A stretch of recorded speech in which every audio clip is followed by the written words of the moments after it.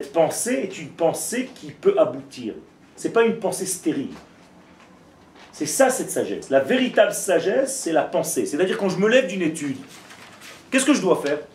La sorte. Exactement. Je dois immédiatement essayer de la traduire en vie. Dites-le moi en hébreu. C'est la lettre du Ramban à son fils.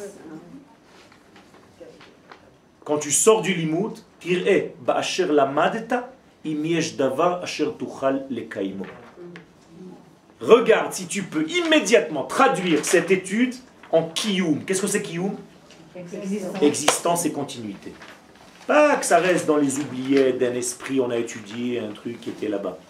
Non, ça ne m'intéresse pas ça. La pensée c'est bien, le passage à l'acte c'est mieux. C'est une pensée agissante, c'est les deux, ensemble.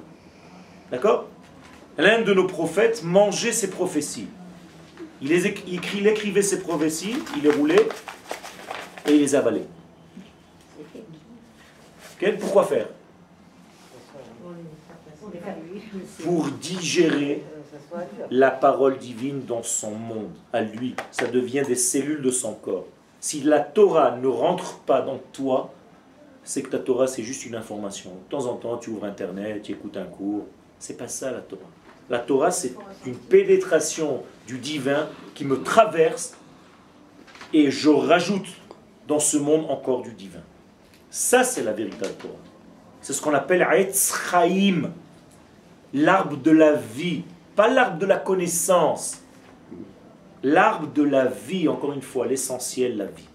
On doit être aussi rapide dans ses actions. On doit faire vite. Ça, c'est déjà si on a un degré qu'on appelle le chesed, comme les Kohanim. Kohanim Zrizim. Mais avant d'agir, avant de faire les maasim, on est obligé d'avoir la théorie. Et la théorie, c'est une chokhma aussi. Mais c'est une chokhma qui peut arriver. Mais ça reste une chokhma. Encore une fois, une chokhma qui reste une chokhma, ce n'est pas une chokhma. C'est-à-dire c'est une chokhma chez la kiyum. Donc ça ne m'intéresse pas. Ça va à l'encontre de Shmuel Prakim alors. Pourquoi au contraire? Ben non, dans la Chalak al-Sikhli, il dit la chokhma théorie, c'est la chokhma aussi. Mais qu'est-ce qu'elle fait cette chokhma? Après c'est pour devenir maassi, mais c'est une autre chokhma. Mais encore une fois, je ne dis pas que la chokhma en elle-même va disparaître.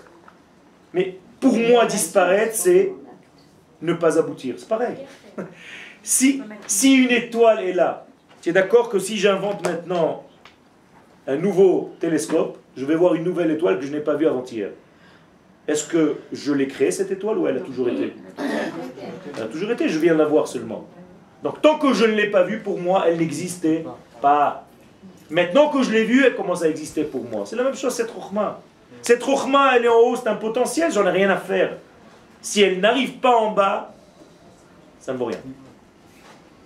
Donc comment je peux juger Akadosh Baruch Hu? Parce que toute sa sagesse, elle est devenue une réalité. D'ivrei Elohim Chaim. D'accord? Donc, les Asagat Torah. Donc, tous ces degrés. Vezahav haaretz tov. Et donc, la chokhma qui se dévoile beshlemut. Shlemut, c'est quoi? Une entité, c'est-à-dire entièrement. Et quelque chose qui est entier, qu'est-ce qu'il engendre dans la vie de l'homme? Automatiquement, quand quelque chose est arrivé de la tête jusqu'au pied, il y a une notion qui se dévoile immédiatement. Simcha. Simcha, le fémur, la simcha, la joie. C'est pour ça qu'il y a marqué qu'un homme qui ne s'est pas encore marié, c'est en réalité une tête sans jambes. Donc il ne peut pas avoir de simcha. Et la Gemara dit, il est sharoui belo simcha. Donc que fait la femme en réalité? C'est l'action de cette pensée. Donc voilà l'homme et la femme. Ça c'est l'homme et ça c'est la femme. Lui c'est son koar, c'est son potentiel, et elle c'est sa mahout. Elle va sortir ce potentiel et en faire quelque chose de réel. Un bébé par exemple. Où est-ce qu'il était le bébé? Dans la pensée du père. Pas le jour où il s'est marié avec la femme. Depuis sa naissance, il a déjà le bébé à l'intérieur de sa tête. Ou plusieurs. Et ils attendent là-bas. Ils sont en potentiel. Ils ne peuvent pas sortir. Ils ont besoin de main. C'est tout. Ça veut dire que la femme, c'est la partie féminine qui dévoile ma partie masculine. Dans la Kabbalah, ça s'appelle Abba Yasad Brata. Le père façonne la fille. C'est pour ça que dans un couple, dans un foyer, la fille est proche de son papa. Shabbat. Ok? Nachon. Shinbat. Donc, un Torah que Torah Teretz Israël. Donc la Gemara conclut, donc, Bereshit Rabba dans un Midrash, Parashat Etzaïn, il n'y a pas de Torah, et la Gemara le reprend, comme la Torah de Eretz Israël. Qu'est-ce que ça veut dire la Torah d'Eretz Israël? Un jour j'ai dit ça à un rabbin en France, il m'a dit c'est la même Torah. Toi tu l'utilises là-bas et moi je l'utilise ici. C'est pas ça. C'est pas ça la Torah d'Eretz Israël. La Torah d'Eretz Israël, c'est la même Torah. Mais c'est pas le même vécu de Torah. C'est-à-dire que la Torah en Eretz Israël, tu peux la faire descendre dans ta vie. Tout te paraît simple. Pourquoi? Parce qu'en Eretz Israël, on remet les formulations des choses en place. J'ai étudié d'une manière... Bancale. Pas bancale, mais c'était l'exil. Déjà, on étudie en français. Donc déjà, j'ai une distance par rapport au véritable texte de la Torah. Donc je suis obligé de trahir un peu. Alors la Torah de Eretz Israël te ramène les notions, c'est ce qu'on appelle la Torah de la Kabbalah. Donc si tu n'as pas un spécialiste de l'hébreu, tu ne peux pas étudier la Torah. Donc la Torah s'étudie avec quelqu'un qui connaît l'hébreu. Donc le premier cours de Torah, c'est l'Ulpan. Si tu n'apprends pas l'hébreu parfaitement, toujours ta Torah sera bancale parce que tu vas traduire des notions parce que tu as étudié comment on les a traduites. Donc tout est erroné. Et donc tu dis des choses qui n'ont rien à voir. C'est comme Ruach HaKodesh. Comment vous traduisez? Le Saint-Esprit. Chas v'shalom. Donc il y a le Père, le Fils et tout le monde. Il y a toute la panoplie. C'est pas ça. Comment vous appelez Eretz Israël? Qu'est-ce que c'est Eretz HaKodesh? La terre sainte. Chas v'shalom. La terre promise. Vous comprenez? Tout est erroné. Yerushalayim, c'est Ir HaKodesh. Les gens vont dire la ville sainte. C'est la ville de la Chas v'shalom. Maintenant, Le langage hébraïque, la Shon HaKodesh, la langue sainte. Non. Maintenant, dans les traductions dernières, on dit la langue du saint. Et c'est Et exactement la ça. terre du saint. Exactement. La terre du saint, béni soit-il. Parce que si tu ne sais pas parler l'hébreu, tu vas faire toutes ces erreurs. Et comment tu vas traduire Bereshit bara? Au commencement, Dieu a créé. N'importe quoi.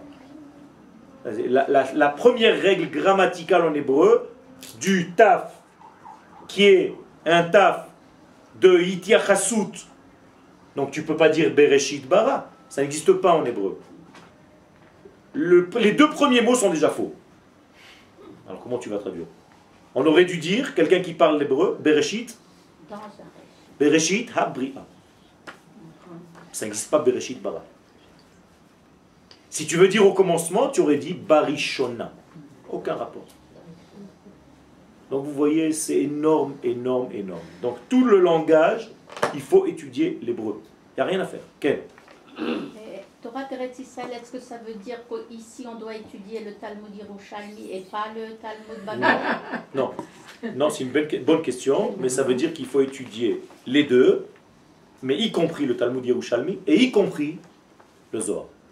C'est ça Torah Teretz Israël. La Torah du Rav Kook. Quel? Est-ce qu'à l'extérieur d'Israël, la terre d'Israël, on ne peut pas atteindre ce Nekuda? Non, impossible. C'est ça en fait. Impossible. Alors c'est ça la Torah d'Israël. Bevadaï. C'est le Yud. Bevadaï. C'est comme quelqu'un à Paris à la rue des Rosiers, il m'a dit ici, la rue des Rosiers c'est Jérusalem. Je vous jure que c'est vrai. C'est pas religieux, peut-être. Très très religieux. Enfin, je ne sais pas ce que vous appelez religieux. Même si c'est grand. La barbe jusqu'au genou. Ouais, bon, il y a comme ici, il y a des cas et des cas. Mais à partir du moment où on dit une chose pareille, une énormité pareille, ok, passe des shalom. C'est vrai. Donc, Shabbechi Yerushalayim et Hashem. Donc, on demande à Jérusalem de quoi faire?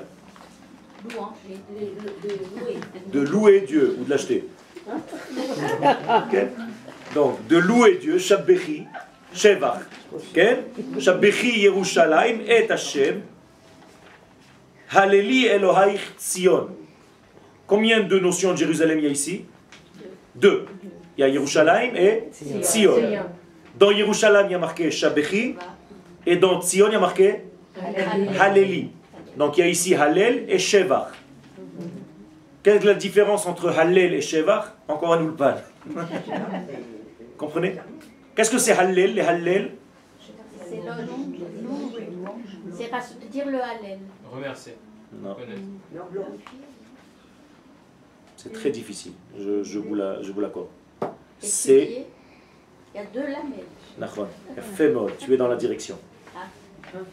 Quand je veux accentuer en réalité quelque chose, quand Yosef arrive et ses frères disent Ine ha'ish hallazeh, celui-là, là. Donc quand tu dis accentuer, tu es en train de dire, qu'est-ce que c'est les hallel? C'est accentuer, c'est-à-dire les maquettes, cibler, mettre en relief.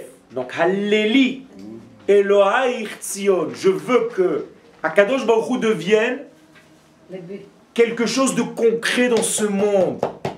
Quel est le nom du Dieu transcendant quand il devient immanent? Elohim. Voilà. Halleli Elohai. Alors que Shabechi, Hashem Yudke Vavke. Donc il y a deux noms ici aussi. Quand tu dis Shabechi, tu parles de en haut, mais Halleli, ça veut dire je veux le voir ici. Donc Elohim. Il n'y a plus le nom de Yudke Vavke. C'est Yudke Vavke qui est devenu Elohim. Est-ce que c'est clair?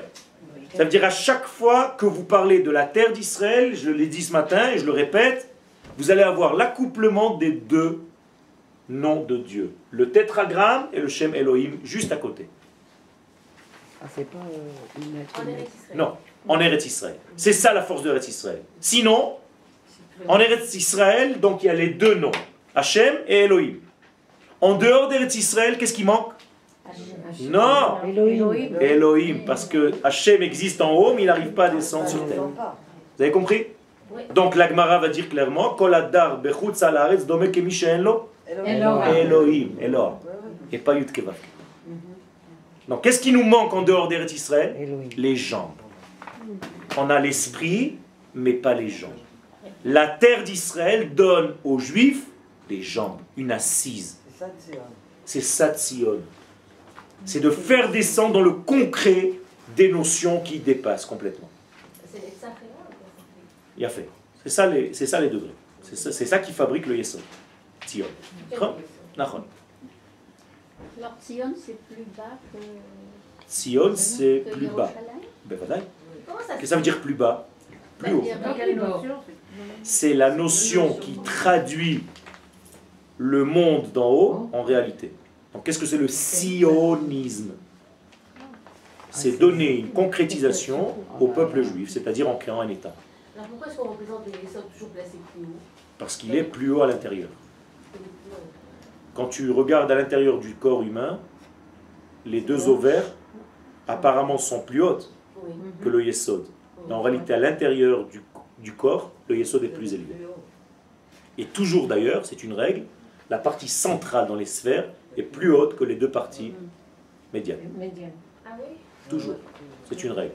Ça veut dire Chochma, Bina, Da'at est au-dessus. Toujours. Avraham, Yitzhak, Yaakov. C'est pour ça qu'on dit Yaakov Bechir Sheba Avot. Nous, on dessine en bas parce que notre but c'est d'arriver en bas à la Malchut. Mais en réalité, c'est toujours plus haut. Il a fait. Tu as compris le message. Qui est plus haut? Celui qui descend plus bas. Plus j'arrive à descendre bas les notions divines, plus je sais un homme grand. D'accord? Alors, si j'arrive à descendre des notions très secrètes et les faire passer à mes élèves, je suis un grand. Si je n'arrive pas à faire ce travail-là, je suis un petit. Plus petit. Donc il faut que je fasse un travail pour grandir. Qu'est-ce que c'est grandir? Descendre, faire descendre. Donc qui est la plus grande sphère de toutes? La Malchut, la royauté d'Israël.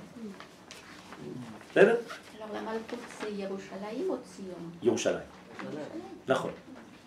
Parce qu'après, une fois que je suis devenu au niveau de ma nation, donc nationaliste, je dois devenir universel. Donc Jérusalem est universelle. Et avant d'être universelle, elle doit être tenue par le peuple d'Israël. seulement tenue par le peuple d'Israël, elle peut devenir la ville de toutes les nations du monde. Il faut un gardien, et c'est le peuple juif, le gardien de Yerushalayim. Pour les nations du monde.